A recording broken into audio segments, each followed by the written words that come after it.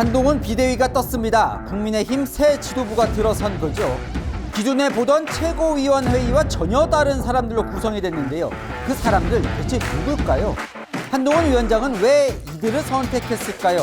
숨겨진 이야기들까지 궁금하지 않으십니까? 시원하게 풀어드립니다. 동갈까요? 안녕하세요. 동행가 뉴스터디 동정민 앵커입니다.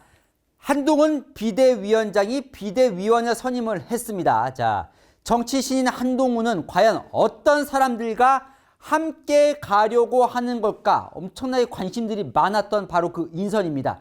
이 비상대책위원회가 어떤 곳이냐? 그냥 지도부입니다. 지도부. 지도부는 무슨 얘기예요? 가장 여기 지도부의 핵심은 뭐냐면요. 옥새예요, 옥새. 네. 자, 옥새 뭐예요? 모든 결정을 찍을 도장을 바로 이 비상대책위원회와 한동훈 비대위원장이 갖고 있습니다. 그렇기 때문에 중요한 자리고 전국위원회라는 의결까지 거친 곳이죠. 하지만 보통 최고위원들은 전당대회를 거치기 때문에 사람들이 전당대회를 거치면서 이런 사람들이 뽑히는구나 알아요. 하지만 비상대책위원회는 위원장이 그냥 혼자서 결정하고 임명을 하기 때문에 사실상 국민들이 알 수 있는 기회가 없었던 거죠. 자, 보십시오. 이 사람들입니다. 네. 한동훈 위원장 빼고 1명, 2명, 3명, 4명, 5, 6, 7, 8, 9. 원래 10명이었는데 1명이 사퇴했죠. 민경우 비대위원. 네, 운동권 했다가 전향했던 민경우 위원이 노인 비하 발언으로 사퇴하면서 지금 9명이 있습니다. 이렇게. 네. 좀 익숙한 얼굴들이 있으십니까? 잘 보시면요. 요즘 회의 때마다 이렇게 같이 잘 앉아서 회의를 지금 시작을 했습니다. 한동훈 위원장 빼고 두 사람은 무조건 비대위원으로 오도록 당 규정에 적혀져 있습니다. 그 두 자리가 어디냐면, 그러니까 이건 사람을 정하는 게 아니라 자리가 그 자리로 가는 거죠. 원내대표. 이거는 국회의원들이 뽑은 거기 때문에 못 바꿔요. 자, 그리고 정책위 의장. 여기는 한동훈 위원장이 마음먹으면 바꿀 수 있습니다. 근데 정책위 의장은 무조건 비대위원이거든요. 근데 안 바꿨어요. 왜냐하면 유희동 정책위 의장은 수도권 3선이기 때문에 뭐 영남도 아니고 굳이 바꿀 필요가 없다라고 생각을 한 거죠. 자, 요 나머지 사람들이 이제 한동훈 위원장이 탁탁탁탁 한 번씩 꼽은 사람들입니다. 이 사람들 지금 누군지 살펴볼 겁니다. 왜냐하면 이 사람을 살펴보면 한동훈 위원장이 어떤 정치를 하고 싶어 하는지를 알 수 있거든요. 자, 이 인선이요. 엄청나게 중요했습니다. 자, 여권의 핵심 인사가 저한테 그런 얘기를 하더라고요. 이 인선이 망가지면 한동훈 총선은 이미 끝난 거나 다름없다. 그 인선 누구인지 지금 시작합니다.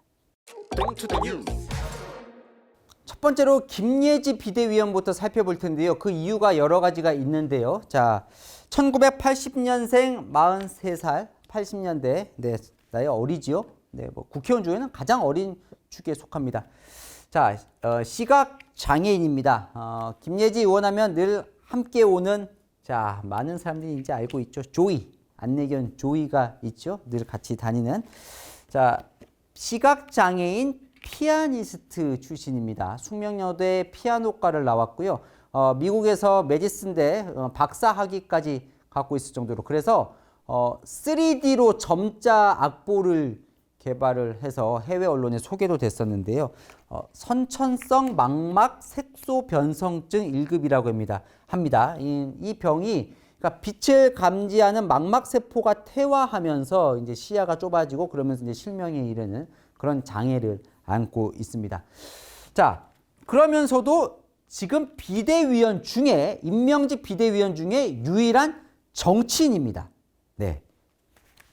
4년 전 총선 때 미래한국당이라고, 당시의 미래통합당의 위성정당인 미래한국당의 영입인재 1호 비례 11번을 받고 당선이 됐습니다. 그래서 합당이 되면서 이제 국민의힘 비례대표 의원을 지금 하고 있는 거죠. 지난 대선에서는요, 윤석열 후보가 아니라 당내 경선 때 유승민 후보에서 활동을 했었습니다. 당시에 캠프에서 수석 쓴소리꾼 역할을 했었다고 해요. 왜 유승민 의원을 당시에 지지했냐라고 했더니 유승민 책을 읽어보니 어떤 쓴소리를 해도 열린 마음으로 들어줄 것이라는 생각이 들었다. 지금 우리나라에 필요한 정치인이라고 생각했다라고 하면서 당시 유승민 후보 캠프에 있었습니다. 쓴소리. 왜냐면요. 김예지 의원은요. 국민의힘 보통 의원들과 성향이 좀 다른 행동을 여러 가지를 합니다. 자, 전장현 전국 장애인 철폐연대 시위 이제 장애인 권리를 주장하면서 출근길 막는 시위해서 또 뭐 바라보는 시선들이 찬반이 많이 엇갈리는데 거기에 유승민 전 대표와도 친하죠. 이준석 전 대표가 강하게 비판하니까 거기에 맞서서 오히려 장애인 단체를 지지하면서 이렇게 무릎을 꿇고 기자회견을 하기도 했습니다. 같은 장애인이라 더 마음이 같겠죠. 또 정의당 장혜영 의원과 동성결혼 법제화를 포함한 가족구성법, 3법 이거 상당히 진보적인 정책인데 거기에 함께 발의를 합니다. 국민의힘이 당론으로 간호법에 대해서 반대를 했었죠. 네, 의사와 분리하는 이 간호법에 대해서 대통령이 거부권도 행사했던 거기에 국민의힘 의원으로 유일하게 찬성표를 던집니다. 네, 당시 윤재욱 원내대표가 국회의원 소신이니까 찬성표 던져도 뭐라 할 수 없다라고 해서 넘어가기도 했지만 사실 당론을 어긴면서까지 본인의 소신을 지키는 사람입니다. 지켜온 사람입니다. 뭐 평가는 계속 갈릴 수 있으니까요. 한동훈 위원장과는 법무부 장관 때도 인연이 있어요. 네, 이거 상당히 화제가 됐었는데 김혜지 의원이 법무부 장관님 발언대로 나와주실 수 있을까요? 했더니 한동훈 위원장이 본인이 나왔다는 걸 지금 보일 수가 없으니까 본인이 나왔다는 걸 말로 의원님 한동훈 법무부 장관 나와 있습니다라고 본인이 말로 알려주면서 상당히 훈훈한 모습이 연출됐던 원래부터 한동훈 위원장은 법무부 장관 시절에서도 김예지 의원을 상당히 좋아했다고 합니다. 약자 장애인 정책을 가장 이렇게 소신 있게 펴는 사람으로서요. 그래서 한동훈 위원장은 이번에 김예지 의원을 소개하면서 김예지 의원을 여기 넣은 건 사회 약자와 소외된 분들을 위해서 일한다기보다 그런 분들이 그냥 같이 참여해서 정치를 해야 빛나는 정당이 될 수 있다라고 얘기를 합니다. 제가 김예지 비대위원을 제일 먼저 소개해드린 이유는 한동훈 위원장이 일단 현재 물론 정치를 하다가 또 색깔이 바뀔 수도 있고 또 약간 변질될 수도 있겠지만 현재 생각은요. 이념 따지지 않고 오히려 쓴소리를 해줄 수 있는 사람 그리고 국민의 보수 진보를 굳이 따지지 않는 사람 그리고 젊은 사람 정치인 같지 않은 사람을 많이 뽑았거든요. 그 대표적인 사람이 제가 보기엔 김예지 비대위원인 것 같습니다. 두 번째 넘어갑니다. 네, 정치인은 김예지 의원 말고 없다고 했지만 정치에는 또 깊숙이 의견을 냈던 사람들은 있습니다. 자, 가장 먼저 비대위원 중 최연장자 임명직 비대위원 중에 김경률 비대위원이요. 1969년생입니다. 54살이죠. 전남 해남 출생이에요. 그러니까 호남 출신이죠. 그리고 연세대 철학과를 88년도에 들어간 다음에 사회운동 또 학생운동을 했어요. 그러다가 소련이 붕괴되는 걸 보고 학생운동을 그만뒀다고 하죠. 그러고는 공인회계사 시험을 봅니다. 지금 아내인 당시 여자친구가 보라고 해서 봤다고 하는데 그러고 나서는요. 참여연대에서 20년 동안 활동합니다. 그러니까 얼마 전까지는 진보 쪽에서 시민단체 활동을 했었던 거예요. 당시 봐도요. 여기 보시면 다스는 누구 겁니까? 라고 쓰여 있죠. 20년 동안 집행위원장, 뭐 경제 관련 소장 등 참여연대 집행부를 맡으면서 가장 했던 게 경제민주화. 이거는 글쎄요. 이번에 비대위원 되고 나서도 얘기를 하더라고요. 국힘도 이걸 하겠다고. 그 다음에 재벌개혁. 이런 거를 외쳤던 가장 강하게 외쳤던 진보 시민단체 활동을 했었어요. 그런데 돌아서죠. 뭐 때문에? 바로 조국 사태 때문에. 그 이후로 완전히 조국 전 장관 저격수 역할을 하는데요. 처음에 어떻게 요걸 알게 됐냐면 자 이제 조국 법무부 장관이 임명되네 마네 할 때쯤에 정경심 씨의 사모펀드 의혹이 먼저 터집니다. 가장 먼저 터진 게 당시 기억을 더듬어 보시면 정경심 부인 정경심 씨의 이 사모펀드 의혹이에요. 기억나십니까? 뭐 코링크였죠. 코링크 이름. 네, WFM 사모펀드. 그런데 이게 어려웠어요. 사모펀드라는 게 원래 어렵잖아요. 그러니까 기자들도 막 공부를 해야 되고 상당히 어려워서 이게 참 뭔 말인지 잘 모를 때에 이런 거를 이제 막 그 당시에 론스타 사건, 그다음에 다스 이명박 전 대통령 비자금 사건 이런 깊숙한 경제 관련 것들을 많이 조사해온 그걸로 당시에 WFM 그 코링크 펀드를 인수한 상장사 회계 보고서를 한번 봤대요, 본인이. 보다 보니까 이게 이상하더라는 겁니다. 돈이 막 수시로 왔다 갔다 하고 갑자기 돈이 사라지고 이상하다? 라고 해서 파기 시작합니다. 누가요? 김경률 회계사가요. 파기 시작하고는 이거 이상하다. 확신을 갖게 되는 거죠. 그래서 당시에 그 사모펀드를 함께한 만든 조국 전 장관 오촌 조카 조범동 씨가 당시 구속되거든요. 그 사람은 작전 세력, 거기에 돈을 태운 조국 전 장관의 부인 정경심 씨는 작전 공모자, 이렇게 프레임을 짜서 공격을 시작합니다. 네, 이건 이상하다라고 비판을 시작해요. 근데 그 동시에 당시에도 참여연대 활동을 하고 있었거든요. 그러면서 참여연대는 왜 침묵하느냐라고 내부를 향해서 손가락질해요. 그래서 징계를 받습니다. 네, 그랬더니 참여연대를 탈퇴하면서 이런 글을 씁니다. 이 글이 화제가 되지요. 시민사회에서 임례하는 교수, 변호사, 기타 전문가, XX드라, 권력 예비군, XX드라, 주둥이만 열면 개혁, 부처에서 불러주면, 그러니까 정부에서 불러주면 개혁 입으로만 부리고 잘 살아라 위선자 놈들아. 네, 이 위선자라는 단어가 상당히 화제가 되면서 당시에 이 김경률 회계사는 이제 많은 여론의 관심을 더 받기 시작합니다. 그 다음에 조국 흑서 발간하지요. 또 한동훈 법무부 장관 인사청문회 때 나와서 또 민주당을 향해서 상당히 비판을 하고 이재명 대표 대장동 사건에 대해서 상당히 비판을 합니다. 한동훈 위원장은요, 이번에 김경률 회계사를 비대위원으로 임명을 하면서 20년 넘게 정치 권력, 자본 권력을 감시해왔고 조국 사태로 드러난 진보의 위선을 통렬히 지적해왔다. 우리 팀이 위선과 타협하지 않게 도와주기를 기대한다라고 이야기를 했습니다. 네, 구자룡 비대위원도 소개해 드리겠습니다. 구자룡 변호사죠. 1978년생, 45살인가요? 네, 구자룡 변호사는요, 이재명 저격수로 많이 알려져 있습니다. 본인은 이 말 별로 안 좋아한다고 저한테 얘기를 하더라고요. 자, 일단 이재명 저격수. 자, 구자룡 변호사는요, 지난 대선 시절부터 이재명 대표의 대장동 사건이 터졌을 때 이후부터 이제 방송에 주로 나와서 얘기를 하는데요. 밖에 목소리를 높이거나 이런 스타일이 아니에요. 조곤조곤 논리적으로 그냥 법 관련된 얘기만 합니다. 근데 그게 오히려 인기를 끄는 비결이 됐죠. 이런 스타일이에요. 그러니까 논리적으로 반박을 하는 스타일인데, 이재명 대표가 대장동 사건 터졌을 때 가장 반박했던 게 뭐예요? 그러니까 나는 돈 한 푼 받은 적이 없는데 내가 무슨 뇌물이냐라고 이제 가장 많이 반박을 하잖아요. 그러면 구자룡 비대위원은 이렇게 다시 반박하는 스타일입니다.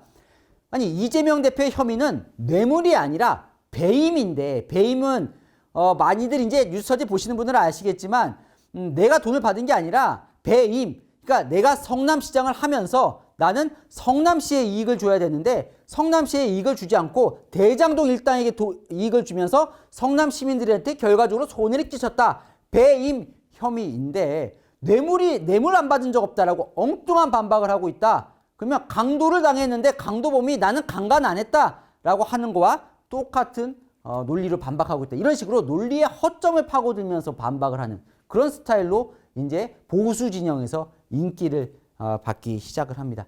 그런데요, 그러면서 이재명 저격수라는 별명을 얻게 됐는데, 그러면서 이번에요, 비대위원으로 임명을 하면서 대변인이 구자룡 비대위원을 쓴소리하는 인물이라고 얘기를 하더라고요. 그래서 대체 구자룡 비대위원이 어떤 쓴소리를 했는지 찾아도 잘 나오지가 않습니다. 그래서 제가 취재를 해봤어요. 그런데 바로 이거였습니다. 사실 아시는 분이 거의 없으실 것 같은데요. 네, 바로 이 내용인데요. 뭐냐면 구자룡 변호사가요, 작년에 국민의힘을 상대로 소송 대리를 맡은 적이 있더라고요. 그러니까 힘을 대상으로 한 소송에서 이겼어요. 구자룡 변호사가 변호한 사람이. 그게 뭐였냐면, 자, 경북의 한 군수 선거인데요. 자, 당시에 후보 4명을 경선을 붙이겠다라고 국민의힘이 발표를 했습니다. 그런데 그중 한 후보가 그중 4명 중에 한 후보가 소송을 걸어요. 국민의힘 상대로. 뭐냐면 당시에 현직 군수가 한 명 있는데 이 군수가 뇌물 혐의로 재판을 받고 있었어요. 재판을 받는 사람이 어떻게 경선 후보가 될 수 있냐라고 소송을 걸어요. 그 소송 대리를 누가 하냐면 구자룡 변호사가 합니다. 바로 경선 효력 정지 가처분 신청을 냅니다. 함께. 그래서 그게 받아들여집니다. 그래서 어떻게 되느냐. 이 군수가 탈당을 해버려요. 그리고 무소속 출마를 합니다. 결과적으로는요. 이 후보가 당선이 됩니다. 지금 현직 군수예요. 무소속 후보. 국민의힘 입장에서는 한석 잃은 거죠. 그러니까 가장 경쟁력이 높다 보니까 이기는 공천을 하겠다고 경선에 붙여준 거예요. 그런데 이 소송을 가처분 소송에서 지면서 경선이 안 되게 됐고 이 사람은 탈당을 해버린 겁니다. 구자룡 변호사는요. 이건 원칙이 맞지 않는다. 자, 국민의힘 윤리위원회를 보면 이 법 위반 혐의로 기소된 자는 이 법 어떤 법? 3항 뇌물과 관련된 혐의로 기소가 되면 모든 피선거권 및 공모에 대한 응모 자격이 정지되어야 하는데 응모를 하게 하지 않았느냐. 이거는 잘못된 거다라고 소송을 한 거고 그게 법원에서 받아들여지면서 한석을 잃게 됩니다. 그런데 이 사건을 지금 한동훈 위원장이나 국민의힘에서는 오히려 좋게 봤다는 거죠. 그래서 대변인이 이런 쓴소리를 할 수 있는 인물을 국민의힘 비대위원으로 앉히겠다라고 해서 구자룡 변호사를 앉힌 겁니다. 이렇게 얘기를 하더군요. 저한테 보내온 내용입니다. 저는요 사실 이재명 저격수란 얘기를 별로 좋아하지 않는다고 합니다. 개인적으로. 저는 보수 패널보다는 법치주의자로 남고 싶고 법적으로 잘못된 일을 했다면 국민의힘도 회초리를 맞아야 한다고 생각합니다. 저는 이재명을 때리려고 한 말이 아니고 법적으로 맞는 말을 한 건데 그게 결과적으로는 이재명을 때리게 된 것일 뿐입니다라고 얘기를 합니다. 한동훈 위원장도 구자룡 위원을 선임하면서 이렇게 얘기를 했죠. 법률가로서 농객으로서 정의와 상식으로 비상식에 맞서 싸울 뿐이고 우리 팀을 합리적인 잣대로 움직이실 거라고 기대를 한다. 보면 스타일이 좀 비슷해요. 그냥 조곤조곤 논리적으로 막 목소리 높여서 상대를 막 이렇게 비판하는 게 아니라 하지만 공격하는 그 수위는요 낮진 않아요. 상당히 논리적으로 하지만 또 아주 세게 비판을 합니다. 자, 박은식 비대위원도 임명이 되어 있습니다. 호남 대안포럼 대표인데요. 나이 어리죠? 1984년생. 사실 뭐 그 혁신위원장으로도 거론이 됐었던 인물입니다. 그 전부터. 자, 이 호남 대안포럼 대표 예상하셨겠지만 광주 출생이에요. 21년간 광주 한양대 입학할 때까지 의학과 갈 때까지 광주에서 재수까지 했던 21년간 광주에서만 살았던 호남 출신이고 호남 우파라고 해서 이제 유명해진 거지요. 이 호남 대안포럼 쪽에 합류하게 된 게 지난 문재인 정권 때 역시나 조국 사태 때라고 합니다. 광주가 조국이다 이런 얘기가 막 보도가 되면서 아니다. 광주에도 다른 생각이 있다. 무조건 호남이라고 민주당을 지지하는 건 아니다. 라고 해서 만들어진 게 이제 호남 대안포럼이고 그러면서 글을 쓰면서 보수 논객으로 많이 알려지게 됩니다. 신문이나 SNS에. 이건 내과 의사예요. 본 직업은 내과 의사고요. 뭐 예를 들면 이런 글이에요. 뭐 이재명 대표가 단식하고 입원해 있을 때 보면 이런 글을 SNS에 올리죠. 뭐 대표님께서 맡고 계신 하얀색 수액은 여러 가지 영양소가 다 들어있는 뭐 TPN 이거 맞으면 아무것도 안 먹어도 충분히 일상생활 가능합니다. 뭐 이러면서 약간 이렇게 조롱하듯이 조금 얘기를 하죠. 그러다 보니까 좀 논란이 되는 발언들도 많이 있지요. 페미니즘, 전쟁에서 지면 매일 집단, 뭐 강간이 벌어지는데 페미니즘이 무슨 의미가 있느냐. 그러니까 발언 수위가 상당히 셉니다. 인권, 김정은 모시면서 중국에 조공바치던 시대로 돌아가면 인권이라는 게 존재할 수 있을 거 아니야. 마치 페미니즘이나 인권을 약간 비하하는 듯한 이건 가치인데 그 가치를 비하하는 듯한 발언들 같죠. 그래서 군 가산점 위원이냐고 나라가 망하는데 헌법이 뭔 의미가 있느냐? 군 가산점에서 위원을 제도하는 사람을 마치 비하하는 듯한. 그래서 상당히 좀 논란이 되기도 하죠. 그런데 본인은 국민과 국가를 위해 헌신하는 우리 청년들에게 예우가 필요하다는 차원이었는데 표현이 과격했고 경솔했다라고 사과를 하기도 합니다. 어쨌든 호남, 국민의힘에서 약세 지역인 호남에서 이런 목소리를 내는 젊은 의사, 그러니까 이제 국민의힘 쪽에서는 상당히 희귀한 스펙을 갖고 있는 사람이죠. 그러다 보니까 비대위원이 됐는데 민주당은요. 극우위원회다. 무슨 참신하고 비정치인이냐. 지금 봤던 소개해드렸던 이 세 사람 아주 대놓고 유튜브나 뭐 SNS 글로써 이재명 대표와 민주당을 강하게 공격했던 사람들이다라고 극우위원회라고 공격하기도 합니다. 자, 나머지 이 세 명은 좀 낯설죠. 일반 대중들한테 잘 알려진 사람이 아닙니다. 한 명씩 살펴볼게요. 장서정 비대위원은요. 1978년생이고요. 워킹맘입니다. 워킹맘 대표로 사실상 비대위원이 된 거예요. 왜냐? 이 장서정 위원은요. 홍익대 시각디자인학과를 나와서 대기업에서 활동을 하다가 퇴사를 합니다. 왜? 애가 이거 본인이 인터뷰에서 얘기를 하더라고요. 초등학교 애가 이제 초등학교 1학년이 된 거예요. 자, 이 초등학교 1학년 때 여러분 가장 많이 특히 엄마들이 많이 퇴사를 하죠. 왜냐하면 그 전에 유치원 다닐 때는 그래도 유치원이 오후까지 애를 봐주는데 이 초등학교 들어가면 오히려 집에 빨리 오거든요. 그러니까 애를 봐줄 사람도 필요하고 또 이때 되면 이제 공부를 해야 되잖아요. 단지 그냥 보육, 돌보는 수준이 아니라 공부를 해야 되다 보니까 이때부터는 엄마들이 주로 엄마들이죠. 아직까지는. 뭐 아빠도 그만둔 사람도 있을 수 있지만 해서 엄마들이 그만둡니다. 많이들. 똑같이 장서정 비대위원도 대기업 다니다가 애가 초등학교 1학년 들어가면서 퇴사를 하고 이제 전업주부가 된 거예요. 근데 전업주부로 있다 보니까 이거 안 되겠더라는 거예요. 그래서 본인이 창업을 합니다. 처음에는 1인 기업처럼 창업을 해요. 어떤 창업을 하냐면 그게 바로 이 잘한다라는 거예요. 잘한다. 애가 잘한다. 요건데 뭐냐면요. 4에서 13세 아동들을 대상으로 돌봄 교육 선생님을 매칭해주는 프로그램인데 이 매칭의 이제 좀 특징이 뭐냐면 맞춤형으로 매칭을 해주는 거예요. 그러니까 돌봄이 필요한 아동 그리고 엄마가 막 설문지를 잔뜩 작성합니다. 그래서 그걸 AI가 분석을 해요. 그럼 이 아이의 성격, 성향, 무엇이 부족한지 이런 것들이 쫙 나오면 거기에 맞춰서 대학생 그리고 아니면 다른 일반 선생님들이 있다가 거기에 맞는 사람을 매칭을 해줘요. 그리고 하면서 애를 보면서 그 선생이 관찰일지를 씁니다. 이 애에 대해서. 그럼 그걸 데이터를 쫙 모아서 거기에 더 적합한 선생님으로 바꿔주는. 이게 뭐예요? 결국은 아이뿐 아니라 엄마들의 걱정을 덜 수 있는 엄마들이 안심하고 일을 할 수 있도록 하기 위해서 본인이 만든 이 프로그램이 대박이 나요. 스타트업으로 시작했는데 그러면서 유명해집니다. 장서정 위원은요. 아이도 여성도 희생하지 않는 문화를 만들고 싶다라고 이야기를 하는데 재밌는 얘기가 한동훈 위원장이 본인이 직접 소개를 하더군요. 한동훈 위원장이 비대위원으로 오라고 했더니 이렇게 물어봤대요. 장서정 위원이 꼭 국민의힘이나 한동훈 위원장을 지지해야 합니까? 그랬더니 본인이 아닙니다. 국민이 먼저라고 답을 했다고 본인이 얘기를 한 겁니다. 예. 한동훈 위원장은요. 이렇게 얘기를 합니다. 장서정 비대위원을 소개하면서요. 이번 총선은 정치적 싸움의 장이 될 겁니다. 네, 거기에 선봉에는 제가 서겠습니다. 거기에 나가달라는 거 아닙니다. 국민의힘의 이익을 위해 대변하거나 잘못한 걸 쉴드 쳐달라는 얘기도 아닙니다. 국민이 더 나아지는 과실을 만들어 주시기 바랍니다. 자, 한지아 비대위원은요. 1978년생입니다.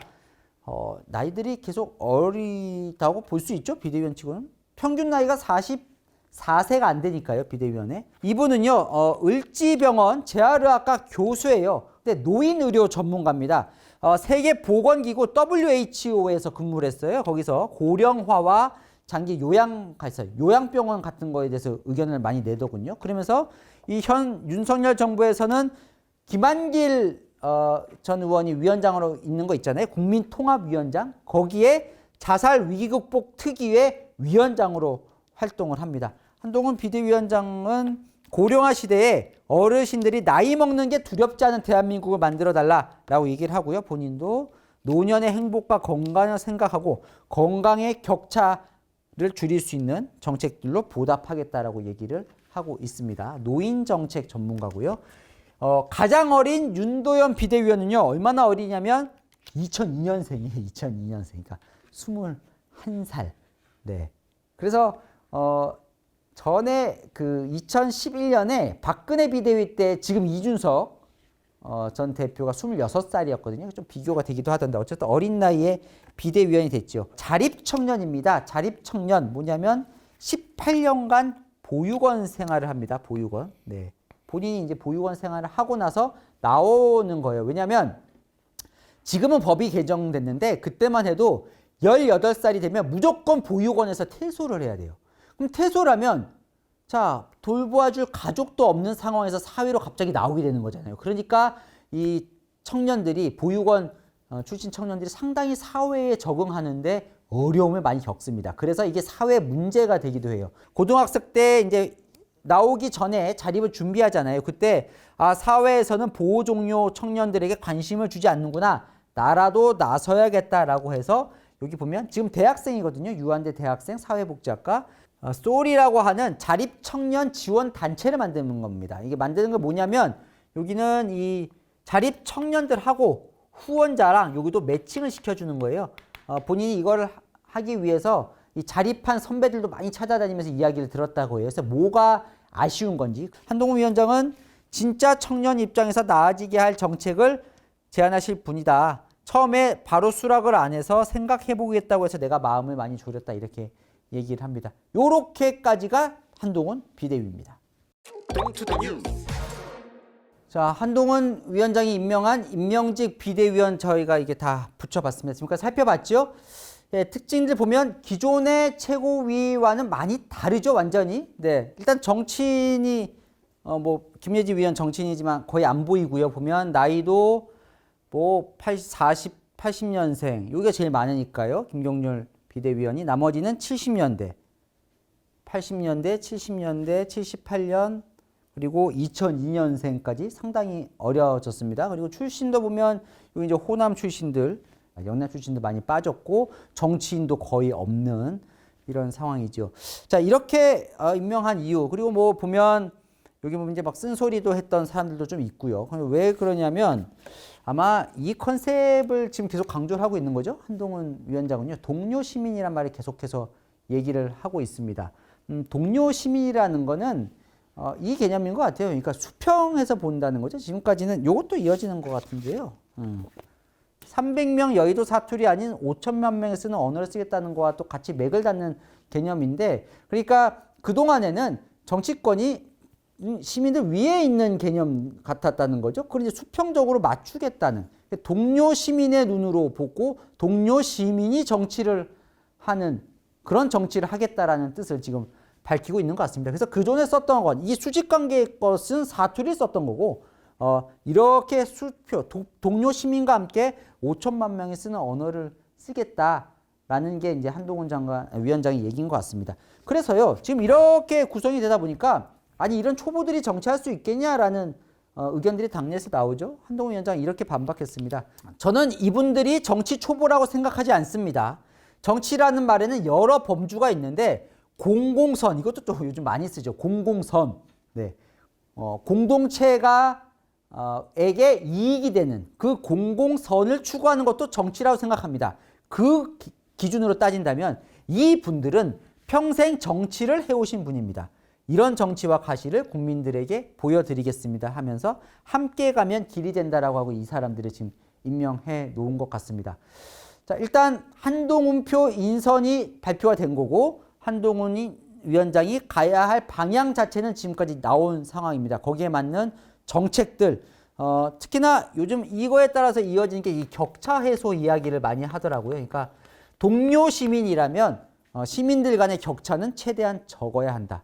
네, 이 관련돼서는 또 계속 메시지가 나올 것 같으니까요. 이 사람들의 활동 부분도 한번 기대해 보겠습니다. 복잡한데 궁금한 이슈 댓글로 또 남겨주시면 제가 대신 풀어드리겠습니다. 아시죠? 평일 오후 7시엔 뉴스A, 주말 오후 3시엔 동행가 뉴스터디. 오늘 순서 여기까지입니다. 감사합니다.